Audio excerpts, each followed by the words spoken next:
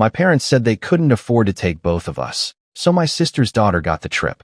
When they returned, they found out we'd left for good and taken every piece I'd ever bought with us. They started screaming. My name is Steven. I'm 36. I'm a dad to a 9-year-old girl named Lucy, a son who shows up with a toolbox, and the older brother who gets called when the Wi-Fi is acting weird. I work construction, framing, drywall, decks, roofs. I smell like sawdust most days and my forearms look like I arm wrestle fence posts for fun. I like things I can measure. Levels, plumb lines, invoices that add up. In my family, I'm the fixer. My sister Mara is the star. If you ask my parents, I was steady. Mara was special. That word covered anything. Grades, tickets, mistakes. She's special. Was a wave that pushed every bill toward me. Lucy is quiet until she isn't. She collects shiny rocks, names them, and lines them up on her window, so like they're her crew. She has a laugh that pops like bubble wrap. She also knows when a room changes. She can feel it faster than I can. She felt it the second my parents told us about the trip. It was a Sunday. The table smelled like lemon cleaner and pot roast. My dad cleared his throat like he was about to sing the anthem. Mom folded a napkin 3 times, even though it was already perfect. Mara sat with her phone face up, scrolling nothing. Her daughter, Ellie, 12, wore a sweatshirt that said Paris, even though her passport is blank. Lucy swung her feet under her chair. I counted silverware. I do that when I feel a speech coming. Mom said, "We have news." She looked at Mara and smiled, then at me and smiled smaller. We booked a cruise in June. Family time. Cool, I said. Lucy will be hyped. Dad held up a finger like a referee. We couldn't afford for tickets, he said. Just 2. So, we decided we'll take Ellie. She's older. She'll remember it more. He said it like math, like easy subtraction. 2 grandkids minus 1. Lucy looked at me. She didn't cry. Her mouth did something small and brave. She said, "Oh, okay."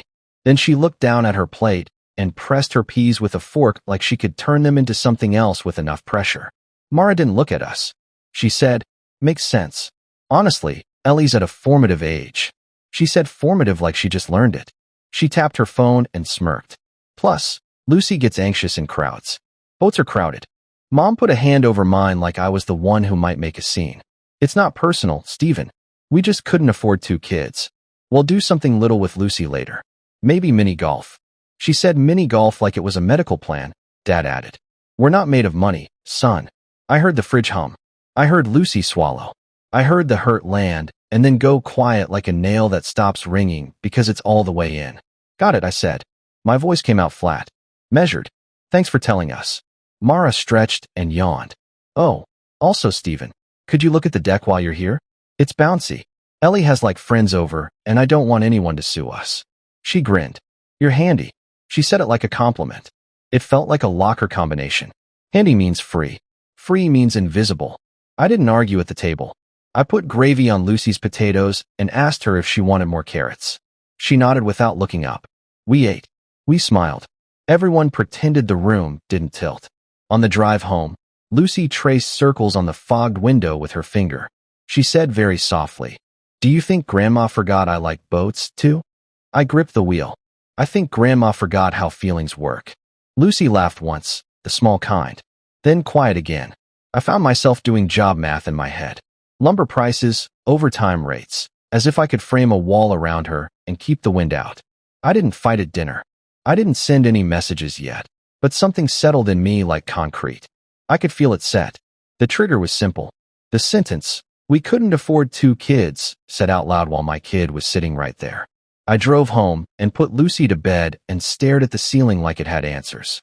It didn't. The answers came later. They started with receipts and a list. Not that night. Not yet. That night, I listened to my house breathe and promised myself I'd stop pretending I was just handy. I'm a dad. That's the only job I won't do cheap. People think blow-ups are one thing. They're not. They're a pile. Mine started when I was 17 and learned you can carry debt you never made. When we were kids, Mara got the cheer uniform that didn't count because there was a booster fund. I got a lecture about the cost of cleats. In my 20s, when I started on crew, I brought home scrap wood and built shelves for my parents' garage. Dad said, "Finally, something useful." When I fixed their leaky shower, Mom hugged me and said, "You're a lifesaver." When I handed her the invoice at cost, just materials, she blinked. Oh, I thought this was your gift.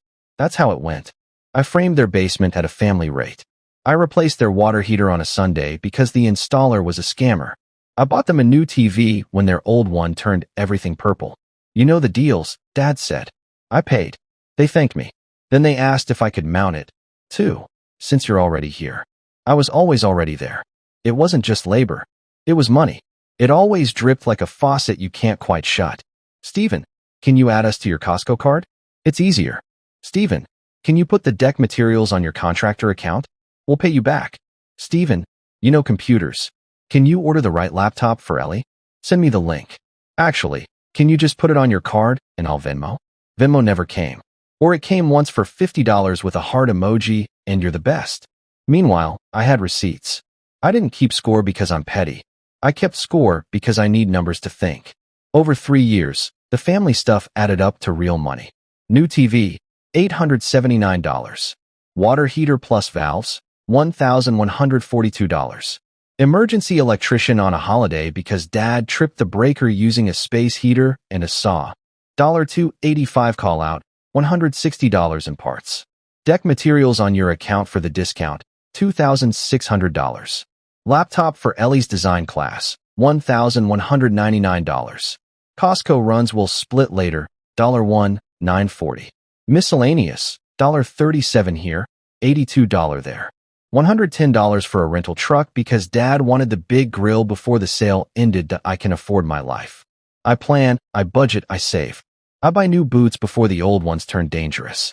But there's a difference between helping and being part of someone's expenses. Mara has a way of making favors sound like flattery. You're so good with your hands, she says, passing me a broken door. You're so reliable, she says, forwarding me a bill just this once. She calls what I do blue collar when she's being nice, manual labor when she's not. Either way, I'm the one who lifts. My parents love me, I don't doubt that. But their love is wrapped in this idea that my job comes with a lifetime family warranty. They brag about me like a coupon. Our son does construction, best in the county.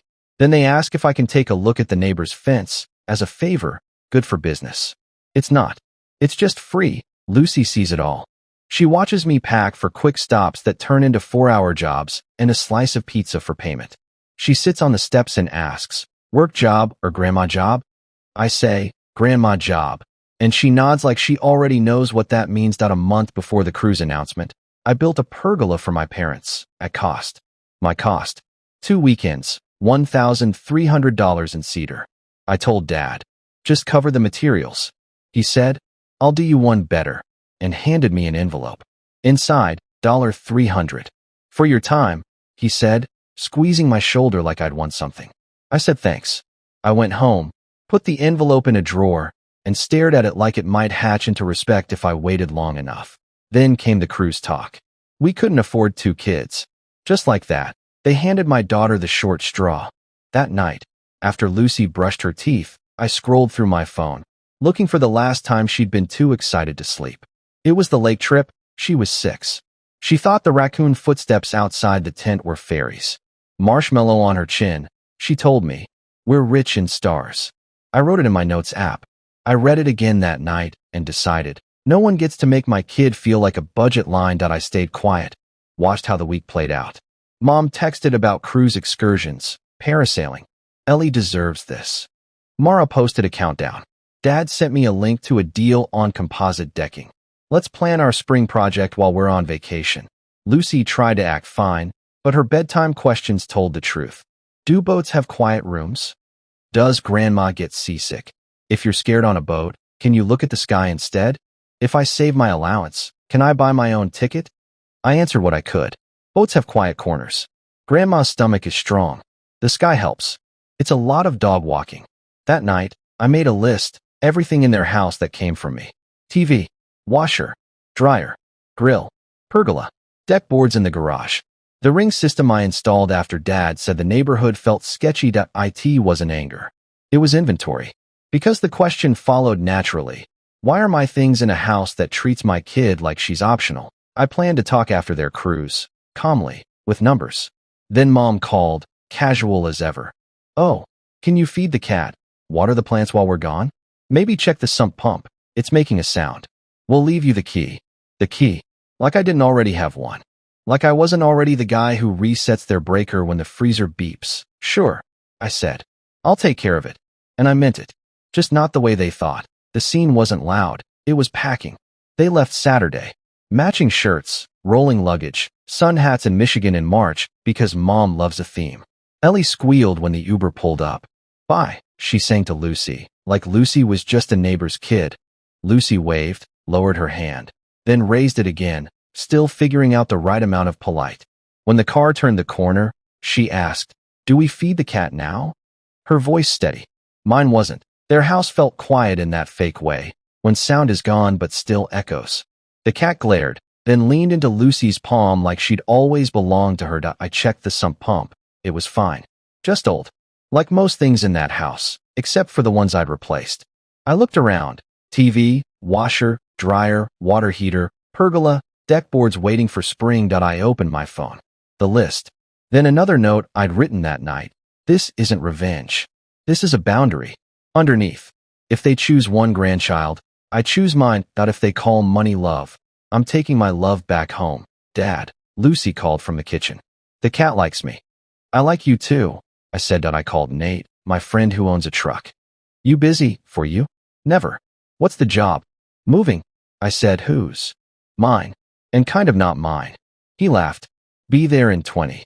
We only took what I'd paid for. TV, washer, dryer, grill, ring cam, deck boards. We wrapped, patched, lifted carefully. Left the pergola. It was cemented. This wasn't revenge. It was stopping the bleed. Lucy held the checklist like it was sacred. I found the envelope Dad gave me. $300 for the pergola, tucked in a junk drawer. I put it on the counter beside a note. Mom, Dad, you said you couldn't afford 2 kids, so you picked Ellie. I heard you. The items I bought are now at my house. Receipts are on the table with the $300 you gave me. Lucy and I won't be here when you get back. We're done trading work for guilt. If you want a relationship, the price is respect. If you want free labor, hire a contractor. This isn't revenge. It's a boundary. Steven.ps. Cat food's on the bottom shelf. Some pump sounds fine. Nate read it and nodded. Fair. At home, my garage looked like a mini appliance store, and like mine. Lucy asked if we could watch a movie on our TV on the floor. We did. She fell asleep halfway through. 10 days later, my phone blew up before sunrise. Mom, where's the TV? Dad, call me now. Mara, did you rob Mom and Dad? Ellie's crying. I made Lucy pancakes before answering. Dad called again. You took our stuff. No, I said. I took my stuff. Receipts are on your table. You're a thief. I'm an owner. And a parent. You embarrassed us. Your mother cried. You embarrassed me when you told my daughter she was the one you couldn't afford. Silence. Then, bring them back. No, we're done playing rich with my wallet. Mom texted, this is so cruel. We were going to surprise Lucy with a beach day. Mara, you took a washer. Who does that? Me, the person who bought it. She snapped. You're mad about a cruise. I'm not mad about a cruise, I said. I'm clear about a pattern. Later, I emailed. Subject. Items purchased by me plus going forward over 36 months. I've spent $7,755 on items in your home that I'm not asking for repayment, just for claiming what's mine. Going forward, I'm unavailable for unpaid labor or loans. That if you need a contractor, I can recommend 3. Mom replied with a photo of the empty wall. This looks awful. I typed, deleted, then sent. It does. That's how it felt when you said my kid didn't fit. That night, my new doorbell cam lit up. Mom on my porch. You took it, she said. Yes. You make me feel like a bad mother. I didn't make you say you couldn't afford 2 grandchildren. She went quiet. It was money. We didn't have enough. You had enough for matching shirts, I said. Enough for parasailing. Mom blinked fast. We wanted to do something special for Ellie. She's older. Then say that, I said.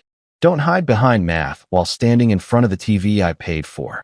Her face softened, then hardened. Your father's furious. He says you can forget about the house. Okay, I said. Leave it to the one you can afford. She gasped. Don't be cruel. I'm being literal. I'm not auditioning for an inheritance. She looked past me and saw Lucy holding the cat carrier. Hi, sweetie, Mom said. Hi, Grandma. Lucy answered. Mom looked back at me. We'll talk later. And left. The next 2 days were noise, calls, texts, emails. Mara sent a picture of Ellie crying. Are you happy now? I didn't reply. I slid the $300 envelope under their door with a note. This was never enough. Keep it. Not a dig. Just true. I went to work, built a stair stringer that fit on the first try, came home, helped Lucy with spelling, installed our own ring cam. We made a chore chart and a plan. Yard work, library, diner pancakes. I started saving $50 a week in a new account labeled Lucy's First Trip. Not to make things fair, but to remind myself I could make things right.